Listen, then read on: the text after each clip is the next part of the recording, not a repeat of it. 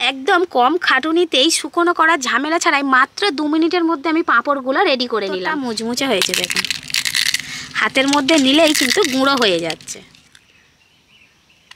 কতটা পাতলা হয়েছে দেখুন পাঁপড়টা, আঙুলটা পুরো ওপার থেকে এপার পর্যন্ত দেখা যাচ্ছে। নমস্কার বন্ধুরা, কাকলির রান্নাঘর উইথ ভিলেজ ফুডে সবাইকে স্বাগত জানিয়ে আজকে আমি আপনাদের সাথে শেয়ার করব ইনস্ট্যান্ট পাঁপড়ের রেসিপি। যে পাঁপড়টা আমি আজকে মাত্র 2 মিনিটে বানিয়ে দেখাবো। তো এর আগে আমি বেশ অনেক ধরনের পাঁপড়ের রেসিপি আপনাদের সাথে শেয়ার করেছিলাম, তবে সেই পাঁপড়গুলো রোদ্দুরে দিয়ে কিংবা ফ্যানের বাতাসে শুকিয়ে নিতে হয়। তো আজকে যে পাঁপড়টা বানাবো এই পাঁপড়টা কোনো রকম শুকানোর ঝামেলা ছাড়াই মাত্র 2 মিনিটে বানিয়ে নেব। যে পাঁপড়টা সঙ্গে সঙ্গে তৈরি করে সঙ্গে সঙ্গে ভেজে নিতে পারবেন, আর ভেজে অনেক দিন পর্যন্ত সংরক্ষণও করে রাখতে পারবেন। তো বন্ধুরা, আজকের রেসিপিটা আপনারা প্লিজ প্রথম থেকে শেষ পর্যন্ত দেখতে থাকুন, আশা করছি খুবই ভালো লাগবে। আর যে সকল বন্ধুরা এখনও পর্যন্ত নতুন তারা যদি ইউটিউব থেকে দেখেন তাহলে চ্যানেলটিকে সাবস্ক্রাইব এবং ফেসবুক পেজ থেকে দেখলে পেজটিকে ফলো করে আমার পাশে থাকবেন। তাহলে এখন আমি রান্নাঘরে চলে যাব আর আজকের রেসিপিটা শুরু করে ফেলবো। অনেক রকমের পাঁপড় তো আমরা খেয়ে থাকি, তবে আজকের আমি সম্পূর্ণ নতুন রকমের একটি পাঁপড় বানাবো। আর যে পাঁপড়টা বানাতে ঈষৎ কয়েকটা উপকরণ লাগে আর খুব ঝটপট বানিয়ে নেওয়া যায়। তো দেখুন আমি কি নিয়েছি পাঁপড়টা বানানোর জন্য। এখানে আমি নিয়েছি ময়দা। তো এই বাটির মাপ করে আমি পুরো 1 বাটি ময়দা নিয়েছি। আর এই 1 বাটি ময়দা দিয়ে কিন্তু অনেকগুলো পাঁপড় হয়ে যাবে, তাই ময়দা বেশি করে নেওয়ার দরকার নেই। 1 বাটি বা কিংবা আপনারা কাপ গ্লাস মেপে এরকম অল্প করে নিয়ে নেবেন। যদি মনে করেন অনেক বেশি করে পাঁপড় বানিয়ে বেশি দিন করে সংরক্ষণ করে রাখবো, তো সেক্ষেত্রে আপনারা কিন্তু ময়দার পরিমাণটা বাড়িয়ে নিতে পারেন, কোনো অসুবিধা নেই। নিজেদের মাপ মতো ময়দাটা আপনারা নিয়ে নেবেন। তো এখানে আমি 1 বাটি ময়দা দিয়ে দিলাম। এবার আমি ময়দার মধ্যে দেব লবণ। তো এই যে চা চামচটা নিয়েছি, চা চামচের হাফ চামচ দেব লবণ। আর 1 চামচ দিয়ে দেব জোয়ান। এই জোয়ানটা দিলে পাঁপড়ের স্বাদটা অনেক গুণ বেড়ে যাবে। আর দিয়ে দেব 1 চিমটির মতো খাওয়ার সোডা, যেটাকে আমরা বেকিং সোডা বলি। বেশি দেওয়ার দরকার নেই, 1 চিমটি দিলেই হবে। এবারে প্রথমেই আমি শুকনো অবস্থায় একটু এগুলোকে মিশিয়ে নেব।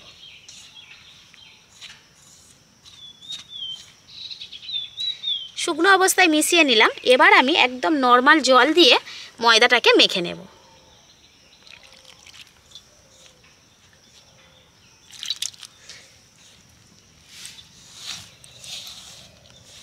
ডোটাকে খুব বেশি নরম করব না, আবার খুব বেশি শক্ত করব না।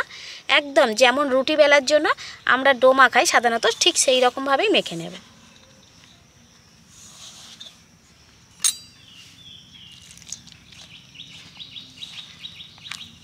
শুধুমাত্র ময়দা দিয়ে যেহেতু পাঁপড়টা হবে, সেজন্য কিন্তু পাঁপড়ের এই ডোটাকে হাত দিয়ে ভালো করে চেপে চেপে মেখে নিতে হবে।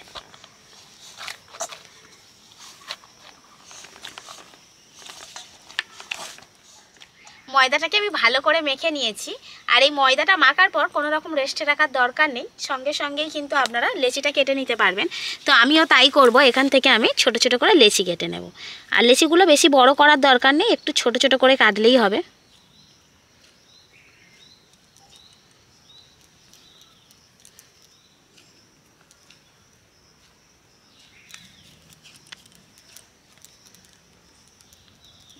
পাঁপড় যেহেতু খুবই পাতলা হয়, সেজন্য কিন্তু লেচিগুলো ছোট করে করলেই হবে, পাঁপড় অনেকটা বড় হয়ে যাবে।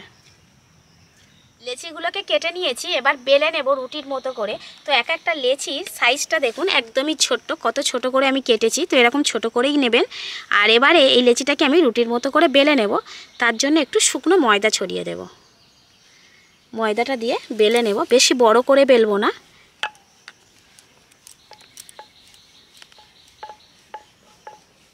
যেমন ছোট লেচি তেমন ছোট রুটি করেই কিন্তু এখন বেলে নেব। তো এইভাবে আমি প্রত্যেকটা লেচিকে এখন বেলে নেব। আরও একটা লেচিকে আমি বেলে নিচ্ছি। আর এইভাবে বেলতে থাকলে কিন্তু খুব তাড়াতাড়ি হয়ে যাবে বেলা।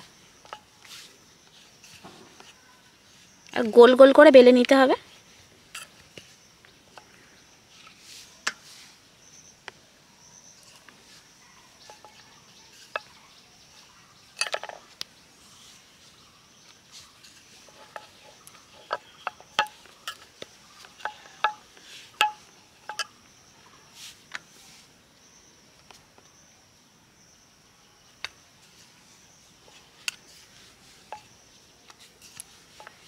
আমি ঠিক এরকমভাবে বেলে নিয়েছি, বেশ অনেকগুলো হয়েছে। তো এবার আমাকে যে কাজটা করতে হবে সেটা দেখতে থাকুন। তো এখান থেকে আমি একটা রুটিকে নিয়ে নিলাম, নিয়ে এখানে বসিয়ে দিলাম। তো এবার এই রুটিটার ওপরে আমি সাদা তেল দিয়ে দেব, অল্প করে দিয়ে দিলাম, আঙুলের সাহায্যে লাগিয়ে নেব। যদি ব্রাশ থাকে তো খুবই ভালো, তো ব্রাশ সবসময় কাছে থাকে না, এইভাবে করে নেবেন। তো এর ওপরে আমি একটু শুকনো ময়দা ছড়িয়ে দেব, অল্প করে ছড়িয়ে দিলাম। এবার এর ওপরে আরও একটা রুটি দিয়ে দেব। তো এইভাবে আমি মোট 5টা রুটি দিয়ে একটা লেয়ার তৈরি করে নেব। 5টা রুটি পর পর সাজিয়ে নেব একদম ধাপে ধাপে।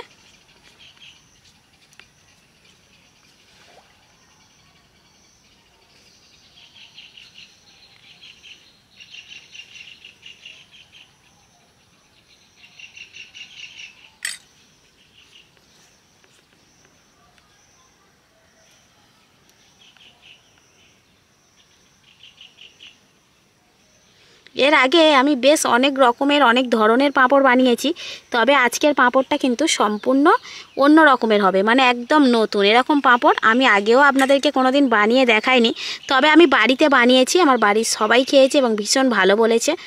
যখন হয়তো বাড়িতে ডাল রান্না হচ্ছে কিংবা পাঁপড় খেতে ইচ্ছা করছে, তো পাঁপড় বাড়িতে নেই, ঠিক তখনই আপনারা সঙ্গে সঙ্গে এই পাঁপড়টা বানিয়ে নিতে পারবেন। তো 5টা রুটি কিন্তু আমি পরপর দিয়ে দিলাম। এবারে আর আমি তেল দেব না, এবার ওপর থেকে শুধুমাত্র শুকনো ময়দা ছড়িয়ে দেব, দিয়ে এবার হাত দিয়ে একটু করে চেপে নেব। চেপে নিলাম। এবার আমি বেলনের সাহায্যে বেলে নেব, আর একটু বড় করে বেলে নেব, এতে করে কিন্তু পাঁপড়টার সাইজটা একটু বড় হবে এবং অনেকটা পাতলা হয়ে যাবে। আর এইভাবে ধাপে ধাপে সাজিয়ে নিয়ে যদি বেলা যায় তাহলে কিন্তু খুব বড় করে বেলাটা খুব সহজে হয়ে যাবে। একটা করে লেচি যদি আমি বেলতাম সেক্ষেত্রে কিন্তু এত বড় পাঁপড় বানানো যেত না।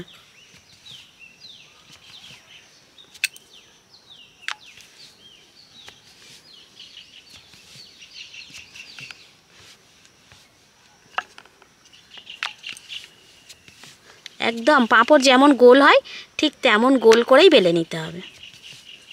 দেখুন কতটা বড় করে আমি বেলে নিলাম। তো এইভাবে আমি প্রত্যেকটা রুটিকে এরকম 5টা ধাপে ধাপে সাজিয়ে এইভাবে বেলে নেব। পাঁপড়গুলোকে বেলার পর এবার আমি উনান জেলে নিয়েছি, আর পাঁপড়গুলোকে আমি ঠিক এরকমভাবে বেলে নিয়েছি। বেশ অনেকগুলো পাঁপড় তো হয়েছে, আর আপনারা চাইলে কিন্তু 4টে কিংবা 6টা 5টা যেরকম পারবেন সেরকম ধাপে ধাপে দিয়ে কিন্তু এইভাবে বেলে নেবেন। আমি 5টা দিয়েছি বলে আপনাদেরকে যে দিতে হবে এমনটা না। তো তাওয়া আমার গরম হয়ে গেছে, এবার আমি বলি কিভাবে এগুলোকে সেঁকতে হবে। তো এবার এগুলোকে আমি এই তাওয়ার মধ্যে দিয়ে সেঁকে নেব। তো উনানের আঁচটা কিন্তু একদম কমে রাখতে হবে, আর জাস্ট 2 থেকে 3 মিনিটের জন্য আমি উল্টে পাল্টে সেঁকে নেব। যেমন রুটি পরোটা সেঁকা হয় ঠিক সেভাবে নয়, কিন্তু একটু উল্টে পাল্টে জাস্ট গরম করে সেঁকে নেওয়া। আমি ঠিক 2 থেকে 3 বার একটু উল্টে পাল্টে নিয়েছি, তাতে দেখুন এই যে পাঁপড়ের ধারগুলো কীরকম বোঝা যাচ্ছে যে ছাড়া শুরু হয়ে গেছে। এই দেখুন এপারে উল্টাচ্ছি, দেখুন একটার সাথে একটা কিন্তু কি সুন্দরভাবে ছেড়ে যাচ্ছে একটা থেকে আরেকটা। তো এই সময় আমি তুলে নেব, এর থেকে বেশি সেঁকবো না। বাকি রুটিগুলো একইভাবে করে নেব। বারবার আমি রুটি বলছি কারণ এগুলো পাঁপড় রুটির মতোই দেখতে, সেজন্য রুটিটা হয়ে যাচ্ছে।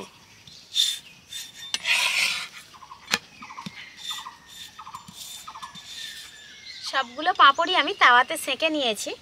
তো এবার আমি এই প্লেটের ওপরে এই পাঁপড়টাকে দিয়ে দিচ্ছি, আর এবারে যে পাঁপড়গুলো আমি আলাদা আলাদা করে পিস করেছিলাম, অর্থাৎ আলাদা আলাদা করে এইভাবে ছাড়িয়ে নেব।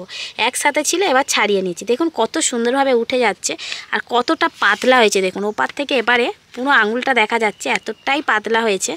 তো এইভাবে প্রত্যেকটা পাঁপড়কে তুলে ছাড়িয়ে নিতে হবে। আমি পাঁপড়ের সাইজগুলো যেমন হয়েছে ঠিক এরকমই রাখবো, তো সেই জন্য কিন্তু ঠিক পাঁপড়ের সাইজটা এরকমই থাকবে। আর আপনারা যদি ছোট পাঁপড়টা পছন্দ করেন সে হলে একটা গ্লাস কিংবা কৌটোর ঢাকনা দিয়ে এরকম ছোটো ছোটো করে এই সময় কেটে নিতে পারেন। দেখুন পাঁপড়টা কতটা সুন্দর হয়েছে।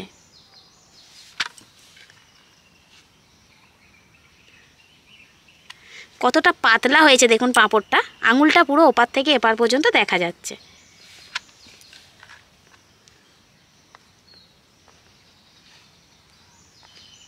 প্রতিটা পাঁপড়কে ঠিক এরকমভাবে ছাড়িয়ে নিতে হবে।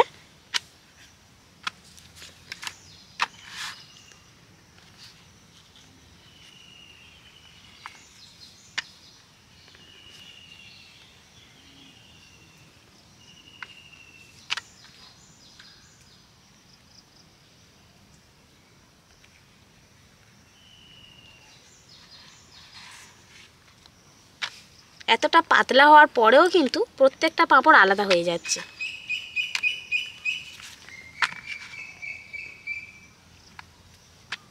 একদম কম খাটুনিতেই শুকনো করার ঝামেলা ছাড়াই মাত্র 2 মিনিটের মধ্যে আমি পাঁপড়গুলো রেডি করে নিলাম। তো এবার এই পাঁপড়গুলোকে নিয়ে আমি ভেজে নেব। পাঁপড় তো তৈরি হয়ে গেছে, তবে এবার পাঁপড়গুলোকে ভেজে দেখাবো। তার জন্য আমি সাদা তেল কড়া বসিয়ে গরম করে নিয়েছি। তেল গরমও হয়ে গেছে, এবার পাঁপড়গুলো আমি তেলের মধ্যে ছেড়ে দিচ্ছি।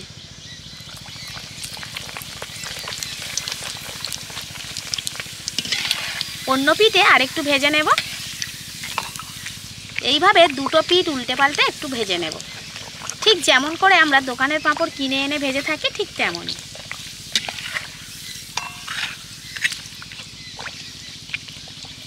তো পাঁপড়টা আমার ভাজা হয়ে গেছে, আর দেখুন কতটা সুন্দর লাগছে। এবার আমি তেল ঝরিয়ে তুলে নিচ্ছি। তো এগুলো কিন্তু বানানোর সঙ্গে সঙ্গেই আপনারা ভেজে নিতে পারবেন, রেখে দিতে হবে না।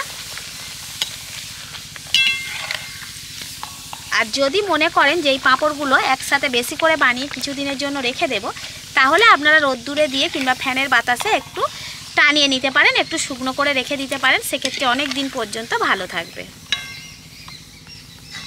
আর এরকমভাবে পাঁপড়গুলো ভাজার পরেও রেখে দিলে কিন্তু অনেক দিন মুচমুচে থাকবে।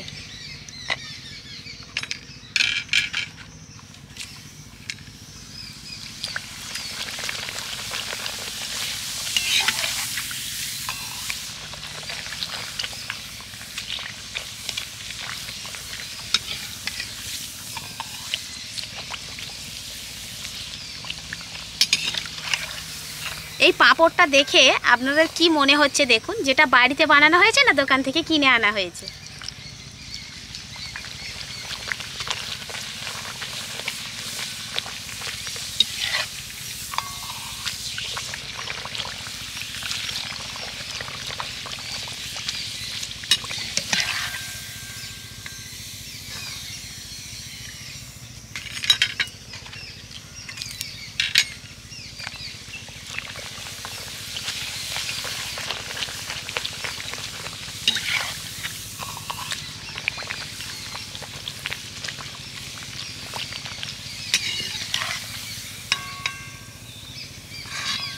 সবগুলো পাঁপড়ই আমার ভাজা হয়ে গেছে, আর দেখুন কতটা সুন্দর এবার দেখতে লাগছে।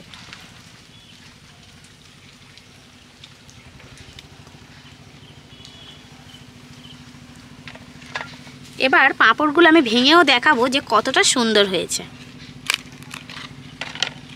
এই দেখুন কতটা মুচমুচে হয়েছে, দেখুন হাতের মধ্যে নিলেই কিন্তু গুঁড়ো হয়ে যাচ্ছে।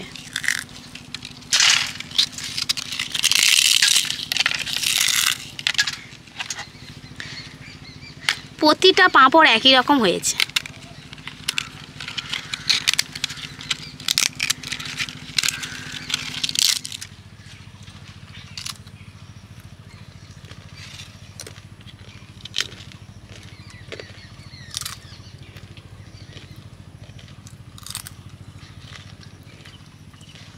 দারুণ লাগছে খেতে। তো বাচ্চারা অনেক সময় কি করে, খাবারের জন্য কিন্তু বায়না করে, বিশেষ করে চিপসের জন্য।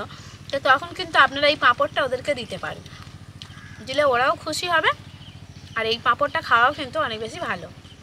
তাহলে বন্ধুরা, আমার আজকের এই ইনস্ট্যান্ট পাঁপড় বানানোর রেসিপিটা আপনাদের কেমন লাগলো সেটা কিন্তু অবশ্যই কমেন্ট করে জানাবেন। আর ভালো লাগলে লাইক, কমেন্ট, শেয়ার, সাবস্ক্রাইব এবং ফলো করে আমার পাশে থাকবেন। আর আমার নিত্য নতুন রেসিপিগুলো এইভাবেই দেখতে থাকবেন। তাহলে আজকের মতো এখানেই শেষ করছি। সবাই ভালো থাকবেন, সুস্থ থাকবেন, দেখা হবে অন্য কোনো রেসিপিতে।